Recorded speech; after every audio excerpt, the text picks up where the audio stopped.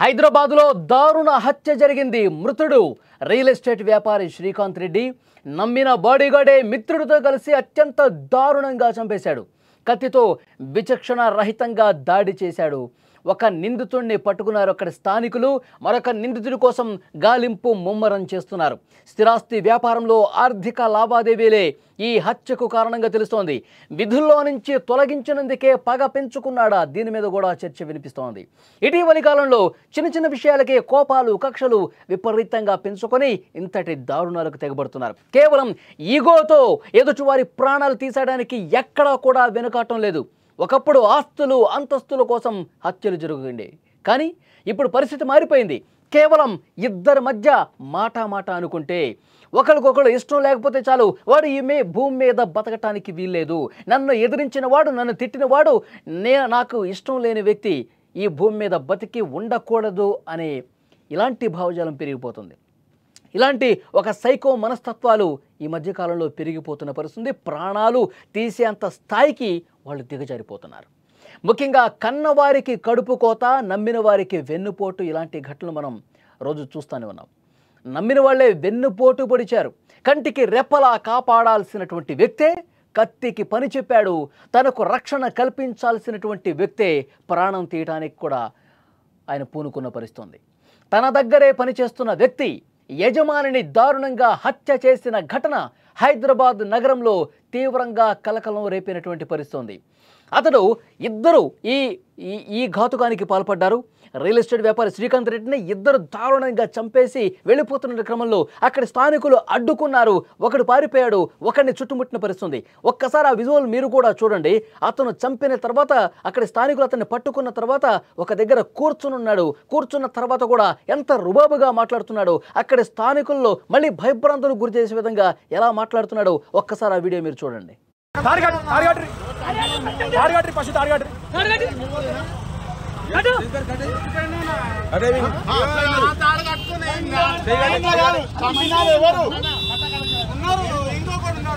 అవునా ఎవరు ఎవరు శ్రీకాంత్ రెడ్డి ఏడుంటాడు శ్రీకాంత్ రెడ్డి అంటే మళ్ళీ నువ్వు చంపి అట్లా పోతే ఎట్లా ఆగాలి కదా? నువ్వు ఇంత ఎగురుతున్నావు ఒక్కడిని కలిసినావా?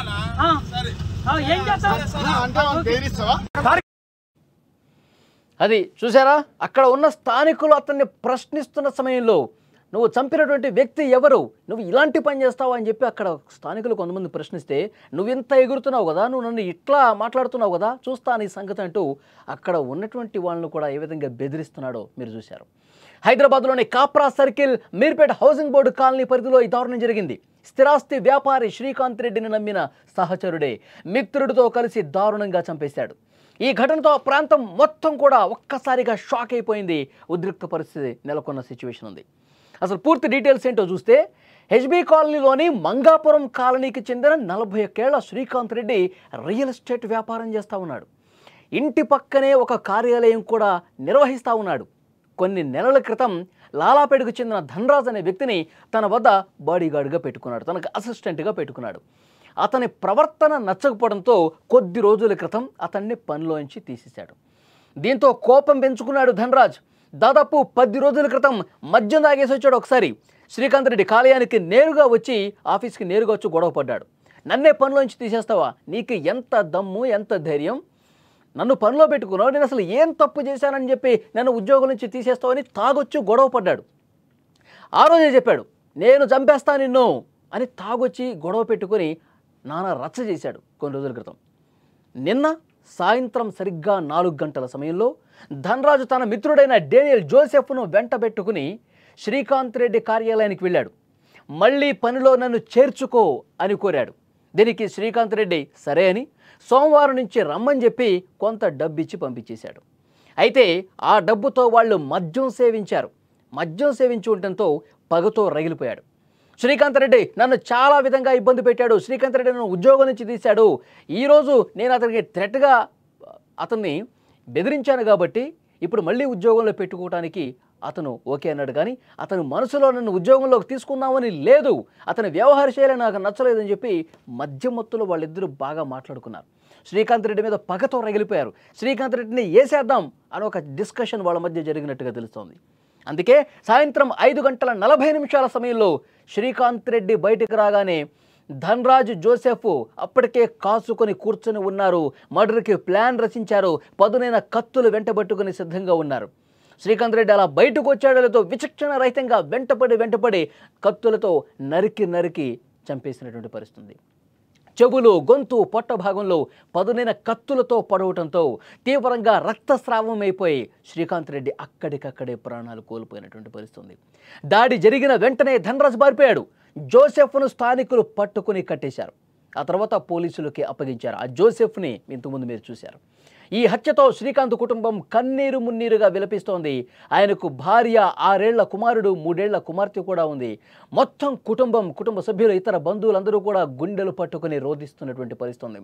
శ్రీకాంత్ రెడ్డి ఏం తప్పు చేశాడరా, మీకు ఏం పాపం చేశాడరా, ఎందుకురా అతన్ని చంపి మీరు ఈ విధంగా చేశారంటూ ఆ కుటుంబం కన్నీళ్లు పెట్టుకుంటుంది. అంతకుముందు పనిచేసినప్పుడు నమ్మారు అతన్ని, చాలా నమ్మకంగా పనిచేస్తాడని చెప్పి భావించారు. అందుకే జాబ్లో కూడా పెట్టుకున్నారు. కొన్ని రోజులు బాగానే ఉన్నాడు. ఆ తర్వాత అతని వ్యవహార శైలి నచ్చక దూరం పెట్టాడు. నువ్వు పనిలోకి రావద్దని చెప్పాడు. దాన్ని మనసులో పెట్టుకుని విధంగా పగ పెంచుకుని ఇంత దుర్మార్గానికి తెగబడ్డ పరిస్థితుంది. ఈ ఘటన గురించి సమాచారం అందిన వెంటనే కుషాయిగూడ పోలీసులు క్లూస్ టీం ఘటనా స్థలానికి చేరుకున్నారు. పరిస్థితిని అదుపులోకి తెచ్చారు. మృతదేహాన్ని స్వాధీనం చేసుకుని పోస్టుమార్టం నిమిత్తం ఆసుపత్రికి కూడా తరలించారు. ఘటన మీద కేసు నమోదు చేసి దర్యాప్తు చేస్తూ ఉన్నారు. ఈ హత్యకు ఆర్థిక కారణాలు ఇంకా ఏమైనా ఉన్నాయా, కేవలం పనిలో నుంచి తొలగించడమే కారణమా, వేరే రీజన్స్ ఏమన్నా ఉన్నాయా లేదో కూడా చెక్ చేస్తూ ఉన్నారు పోలీసులు. ఈ నిందితుల మీద, ఈ ఇద్దరి మీద పలు కేసులు గతంలో కూడా ఉన్నట్టుగా పోలీసులు చెప్తా ఉన్నారు. వాటి గురించి కూడా ఇన్వెస్ట్ చేస్తూ ఉన్నారు. వీళ్ళ ట్రాక్ రికార్డు ఒక క్రిమినల్ ట్రాక్ రికార్డుగా పోలీసులు భావిస్తున్నారు. ఎంత దారుణం చూడండి, ఎంత దుర్మార్గం చూడండి. పనిలో పెట్టుకొని వాళ్లకు ఉపాధి కల్పించి నెల శాలరీ ఇచ్చి నీ తీరు బాగాలేదంటే వీళ్ళు హత్య చేసే స్థాయికి వచ్చారంటే వీళ్ళ వ్యవహార శైలి ఏ విధంగా ఉందో అర్థమవుతుంది కదా. అందుకే కదా పనిలో నుంచి తీసేసింది. వీళ్ళంత దుర్మార్గంగా ప్రవర్తించే మైండ్ సెట్ ఉన్నది కాబట్టే వీళ్ళు మనకి సెట్ కారు, మన దగ్గర ఉద్యోగానికి వీడు కరెక్ట్ కాదని ఆ శ్రీకాంత్ రెడ్డి భావించబట్టే కదా ఒకసారి ఉద్యోగం నుంచి తీశాడు. మళ్ళీ బెదిరిస్తూ ఉన్నాడు. ఒకసారి మద్యం తాగేసి వచ్చి గొడవపడి ఉద్యోగంలో నుంచి నన్ను ఎందుకు తీసేసావు, నీ అంతు చూస్తా అని చెప్పినటువంటి పరిస్థితి ఉంది.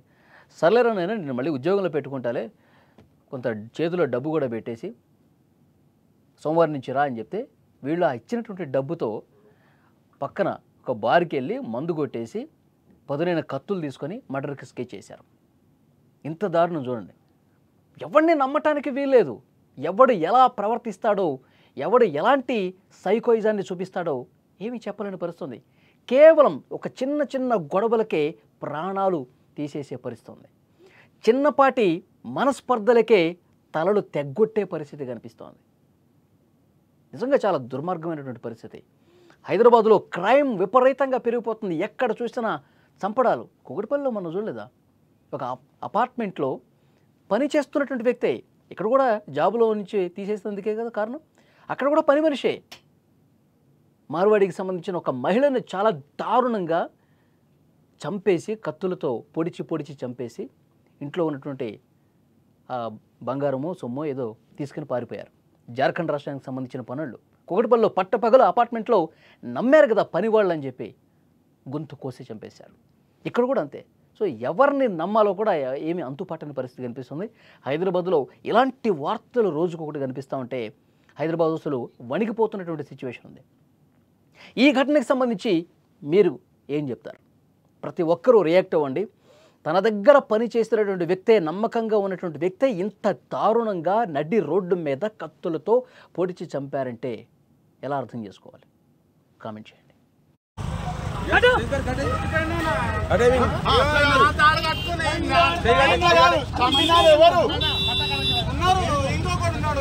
అవునా ఎవరు? శ్రీకాంత్ రెడ్డి ఏడుంటాడు? శ్రీకాంత్ రెడ్డి అంటే బరాబర్ గుర్తుపడతారు. మళ్ళీ నువ్వు చంపి అట్లా పోతే ఎట్లా ఆగాలి కదా? నువ్వు ఇంత ఎగురుతున్నావు, ఒక్కడిని కలిసినావా? సరే ఏం చేస్తావు అంటే బెదిరిస్తావా?